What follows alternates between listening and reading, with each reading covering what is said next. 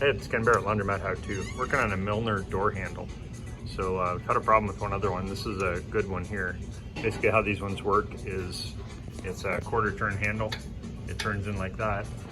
And then these are designed so when you close the door and you turn it,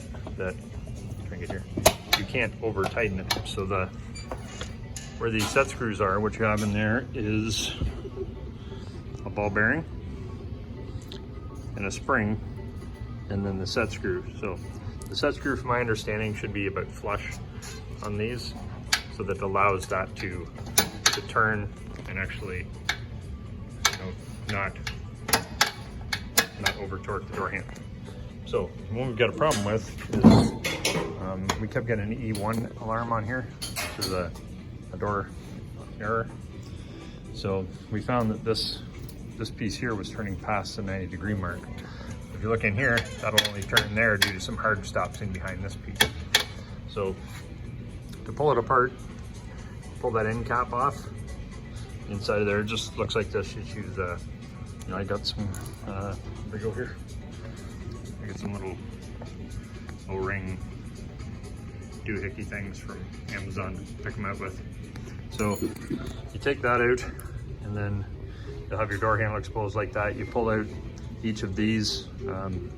What I had to do was I used the little O-ring pick there to pull the spring out, and then I just tapped the handle with the end of a screwdriver as I turn it until the ball with the bearing drops out, because if they drop out on their own, they're going to disappear.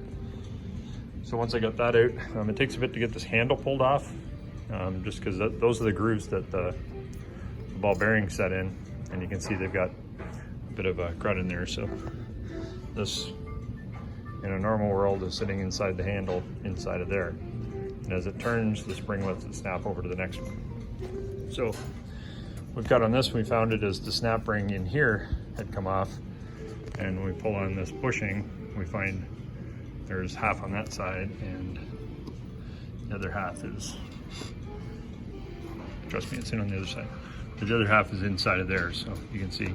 So I can get it out here with one hand and focus on the right thing. So that's the other half there.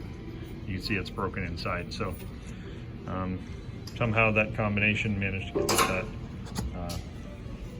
snap ring that goes into that groove get out, and then it caused this to be able to just move and overextend past the hard stops.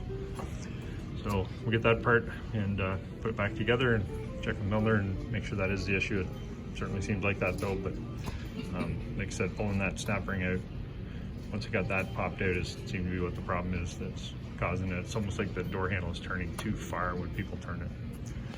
So we'll go with that and see how it works out. LaundromatHowTo.com.